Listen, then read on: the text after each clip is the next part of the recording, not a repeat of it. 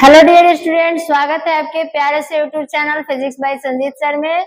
और हमारा चैप्टर है विलियम। तो पिछले क्लास में मैं बता चुकी हूँ कि उल्टा प्रसरण क्या है, ठीक है।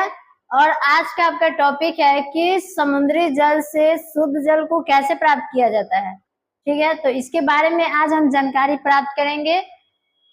तो आपका कुछ नोट्स है जो इस प्रकार है कि समुद्री जल से शुद्ध जल प्राप्त करने के लिए उसमें सेलुलोज एसीटेट की बनी लवण का प्रयोग किया जाता है, जिससे क्या होता है कि जल के लिए वह जल के लिए पारगम्य होती है, लेकिन समुद्री जल में जो लवण उपस्थित होती है उसके लिए पारगम्य नहीं होती है। समुद्र से शुद्ध जल को प्राप्त करने के लिए किसका उपयोग किया जाता है? तो सेलुलोज।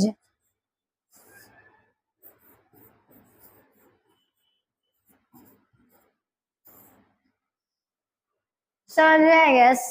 देखिए, समुद्री जल से शुद्ध जल प्राप्त करने के लिए सेलुलोज एसीटेट की बनी ये झिल्ली का प्रयोग करते हैं, ठीक है। सेलुलोज एसीटेट की बनी झिल्ली का प्रयोग करते हैं, लेकिन यह जल के लिए पारगम्य होती है और समुद्री जल में जो लवण उपस्थित होता है उसके लिए ये प्रयोग नहीं होता है, ठीक है। चलिए नेक्स्ट है कि समुद्री जल का प्रसारणीय दाब लगभग 30 एटीएम होता है, लेकिन उससे अधिक आप शुद्ध जल को कैसे प्राप्त करेंगे? तो उससे अधिक दाब आरोपित करेंगे तो शुद्ध जल आपका प्राप्त होगा। तो इस प्रकार से कह सकते हैं कि समुद्री जल का प्रसारणीय दाब लगभग 30 एटीएम होता है। कितना होता है? लगभग 30 एटीएम होता है, लेकिन इससे अधिक दाब जब हम आरोपित करेंगे तब हमको शुद्ध जल प्राप्त होगा। यही आपका दो नोट्स है। नेक्स्ट है टॉपिक की समुद्री जल से शुद्ध जल प्राप्त करने की क्रिया विधि। समुद्री जल से शुद्ध जल कैसे प्राप्त करेंगे, किस प्रकार से, तो उसकी क्रिया विधि के बारे में जानेंगे। पर ठीक है, समुद्री जल के ऊपर अब प्रसारणीय दाब जो होता है उससे भी अधिक दाब आरोपित किया जाता है, उससे अधिक दाब आरोपित किया जाता है। और जो ये समुद्री जल होती है वो सिर्फ एसपीएम को पार करते हैं, वो सिर्फ एसपीएम को पार करती है और पार करने के बाद शुद्ध जल प्राप्त होता है, ठीक है। और वह जल क्या होता है? अवांछनीय लवण नहीं होता है। तो इसको ऐसे बोलेंगे कि समुद्री जल के ऊपर जब प्रसारणीय दाब से अधिक दाब आरोपित किया जाता है तो उसमें जो समुद्री जल होती है उसके सिर्फ जल एसपीएम को पार करके शुद्ध जल में प्रवेश करने लगता है और इस प्रकार आपका शुद्ध जल प्राप्त होता है, ठीक है। तो इस प्रकार से शुद्ध जल प्राप्त होता है और जो जल प्राप्त होती है वो अवांछनीय लवण नहीं होती है। देखिए यहाँ ये आपका आरोपित दाब है, जो आरोपित दाब का मान है वो आपका प्रसारणीय दाब से अधिक है, प्रसारणीय दाब से अधिक है। देखिए ये सब आपका जल है, ये आपका समुद्री जल है, ये समुद्री जल है और ये आपका शुद्ध जल है। जो समुद्री जल है वो क्या कर रहा है? इधर से समुद्री जल शुद्ध जल में प्रवेश कर रहा है, किसको पार करके? तो एसपीएम को, अर्ध पारगम्य झिल्ली को पार करके शुद्ध जल में प्रवेश कर रहा है और यहाँ से आपका दाब आरोपित किया जा रहा है, ठीक है। तो देखिए इधर शुद्ध जल में ये जब प्रवेश कर रहा है तो इसके बाद इधर से आपका शुद्ध जल, मेन शुद्ध जल यहाँ से आपका प्राप्त हो रहा है, ठीक है। शुद्ध जल आपका यहाँ से प्राप्त हो गया। इस प्रकार से हम शुद्ध जल को प्राप्त कर लेते हैं जब, तो देखिए जब समुद्री जल के ऊपर, ये आपका समुद्री जल है, इसके ऊपर प्रसारणीय दाब से, ये आपका प्रसारणीय दाब है, प्रसारणीय दाब से अधिक दाब आरोपित किया जाता है। तो देखिए आरोपित दाब ग्रेटर देन प्रसारणीय दाब, तो अधिक दाब आरोपित किया जा रहा है। तो इसमें जो समुद्री जल है वो एसपीएम को पार कर रही है, ये आपका एसपीएम है। देखिए यहाँ ये जो है आपका एसपीएम है, ये एसपीएम को पार करके किसमें प्रवेश कर रहे हैं? शुद्ध जल में प्रवेश कर रहे हैं और शुद्ध जल में प्रवेश करती है तो उस प्रकार से हमको शुद्ध जल प्राप्त होता है, इसमें अवांछनीय लवण नहीं होती है। इसका मतलब कि कोई एक्स्ट्रा पदार्थ या फिर लवण नहीं होता है, यह ओरिजिनल शुद्ध होता है, शुद्ध जल प्राप्त इस प्रकार से हमको प्राप्त हो गया, ठीक है। नेक्स्ट देखिए, नेक्स्ट क्या है, नेक्स्ट है विसरण। तो विसरण क्या है, इसके बारे में जानेंगे कि विसरण क्या है। जब उच्च सांद्रता वाले क्षेत्र से विलय के अणु निम्न सांद्रता वाले क्षेत्र की ओर गमन करता है तो इस प्रक्रिया को विसरण कहते हैं। हाई से लो की ओर, ठीक है, हाई से लो की ओर गमन करता है तो इस प्रक्रिया को विसरण कहते हैं। जैसे आपका एग्जाम्पल में हो गया कि धुआं का फैलना आपका एक विसरण की प्रक्रिया है। जब हम लोग आग जलाते हैं तो जो धुआं होती है वो तेजी से ऊपर की ओर जाती है और फिर नीचे की ओर फैलने लगती है। तो यही हाई से लो की जो प्रक्रिया हो रही है उसी को विसरण कहते हैं। और भी एक एग्जाम्पल और भी है कि नमक और चीनी को जल में घोलना, ये भी आपका विसरण की प्रक्रिया है। चलिए नेक्स्ट देखिए क्या है, नेक्स्ट है क्वथनांक। क्वथनांक क्या है, तो इसमें क्या होता है, क्वथनांक में आपका क्या होता है कि कोई जो द्रव होता है वह निश्चित ताप पर उबलना प्रारंभ कर देता है। जो द्रव होता है वह कुछ ताप पे, निश्चित ताप पे उबलना प्रारंभ कर देता है, तो उसी प्रक्रिया को, तो उसी को क्वथनांक कहते हैं। तो देखिए इसको ऐसे बोलेंगे कि वह निश्चित ताप जिस पे कोई पदार्थ, यानी वह निश्चित ताप जिस पे कोई द्रव उबलना प्रारंभ कर देता है तो उसी ताप को, उस द्रव का क्वथनांक कहते हैं। ठीक है, जैसे कि आपका हो गया एग्जाम्पल में कि शुद्ध जल का क्वथनांक आपका 100 डिग्री सेल्सियस होता है। ठीक है, इसी प्रकार से देखिए शुद्ध जल का क्वथनांक 100 डिग्री सेल्सियस होता है और इसी प्रकार क्लोरोफॉर्म का ये क्वथनांक आपका 61.2 डिग्री सेल्सियस होता है और बेंजीन का 80.2 डिग्री सेल्सियस होता है। तो ये सब आपका क्वथनांक है। ठीक है, चलिए नेक्स्ट देखिए, नेक्स्ट क्या है, नेक्स्ट आपका कुछ नोट्स है, यानी कि देखिए शुद्ध विलायक के वाष्प दाब विलयन के वाष्प दाब से अधिक होता है। जो शुद्ध विलायक होता है उसका वाष्प दाब किसके वाष्प दाब से, तो विलयन के वाष्प दाब से अधिक होता है। ये आपका ऑब्जेक्टिव में भी आएगा ये क्वेश्चन। तो विलयन का क्वथनांक शुद्ध विलायक के क्वथनांक से अधिक होता है। इसमें विलयन का जो क्वथनांक है वो शुद्ध विलायक के क्वथनांक से अधिक होता है। यहाँ देखिए शुद्ध विलायक के वाष्प दाब विलयन के वाष्प दाब से अधिक हो रहा था, ठीक, और यहाँ विलयन का क्वथनांक शुद्ध विलायक के वाष्प दाब से अधिक हो रहा है, क्वथनांक से अधिक हो रहा है।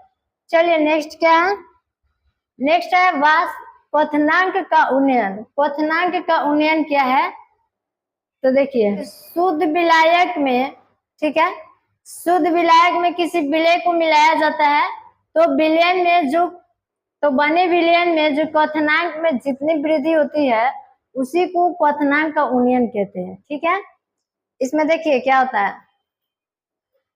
कि शुद्ध विलायक में विलय के साथ, शुद्ध विलायक में कुछ विलय को मिलाते हैं तो बने विलयन में क्वथनांक के उन्नयन का जितना वृद्धि होता है उसी को क्वथनांक का उन्नयन कहते हैं। इसे देखिए डेल्टी वी से सूचित करते हैं, इसे डेल्टी वी से सूचित करते हैं। क्वथनांक का उन्नयन इक्वल फॉर्मूला होता है कि विलयन का क्वथनांक माइनस में विलायक का क्वथनांक, विलयन का क्वथनांक माइनस विलायक का क्वथनांक। समझ में आ गई क्वथनांक का उन्नयन क्या है।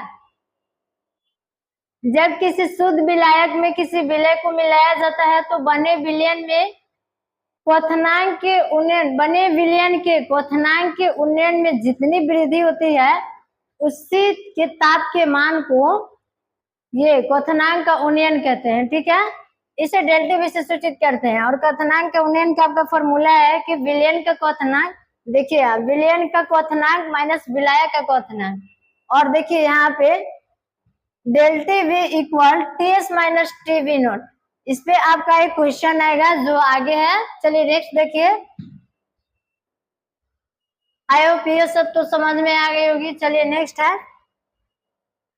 क्वेश्चन है आपका कि शुद्ध जल का क्वथनांक 100 डिग्री सेल्सियस है। आ गया क्वेश्चन, क्वेश्चन को ध्यान से देखिए कि शुद्ध जल का क्वथनांक आपका 100 डिग्री सेल्सियस है। जब उसमें कोई विलय ए को मिलाया जाता है, ठीक है, विलय ए को मिलाया जाता है तो विलयन का क्वथनांक 105 डिग्री सेल्सियस होता है। इसमें विलय किसको, विलय ए को मिलाया जाता है, इसमें विलयन का क्वथनांक का आपका 105 डिग्री सेल्सियस हो जा रहा है। यहाँ देखिए विलयन का क्वथनांक 105 डिग्री। तो क्वथनांक उन्नयन का मान ज्ञात करना है आपका। किसके मान ज्ञात करना है, देखिए पहले दिया क्या है, जल का क्वथनांक 100 डिग्री सेल्सियस आपका टीवी नोट, ठीक है। टीवी नोट का मान आपका 100 डिग्री सेल्सियस दे दिया है और टीएस का मान आपका 105 डिग्री सेल्सियस दे दिया है और ज्ञात करना है आपको क्वथनांक के उन्नयन का मान, यानी कि डेल टीवी का मान ज्ञात करना है। इसका मान आपको ज्ञात करना है। तो क्वथनांक उन्नयन का मान ज्ञात करना है तो इसका फॉर्मूला पीछे बताया है। जैसे देखिए फॉर्मूला क्या होता है कि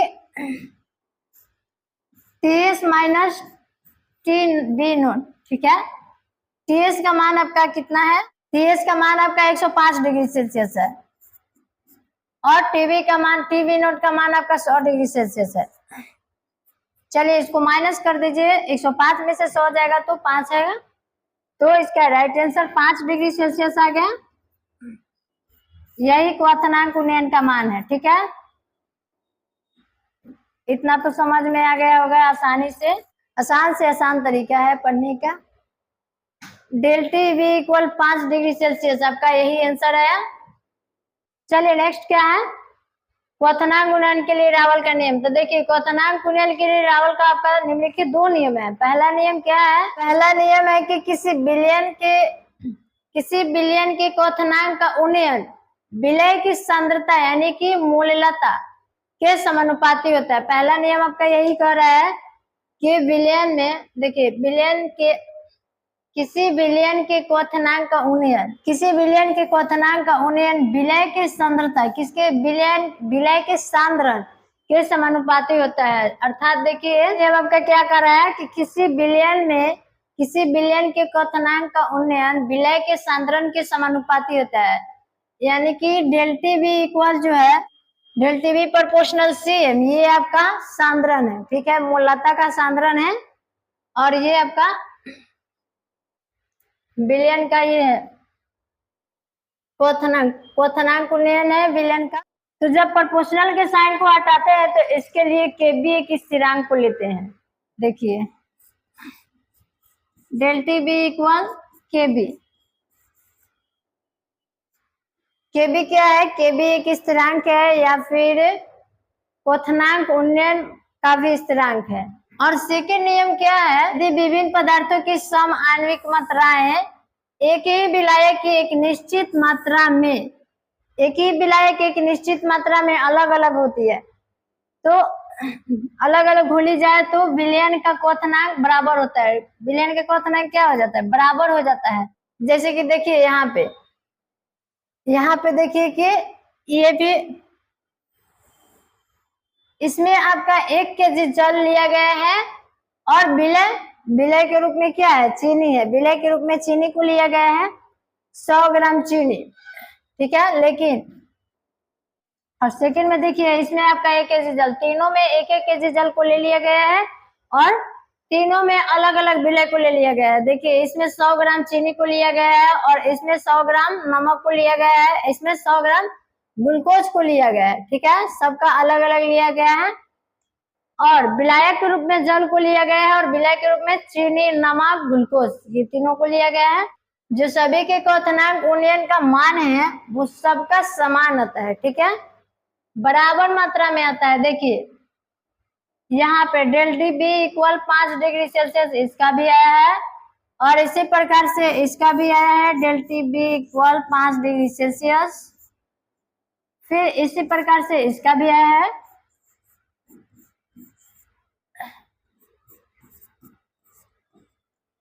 सब समान मात्रा में अलग अलग हो लगा है, ठीक है, लेकिन सबका क्वथनांक उन्नयन एक समान आया है, बराबर आया है। तो यही आपका रावल के दूसरा नियम बता रहा है।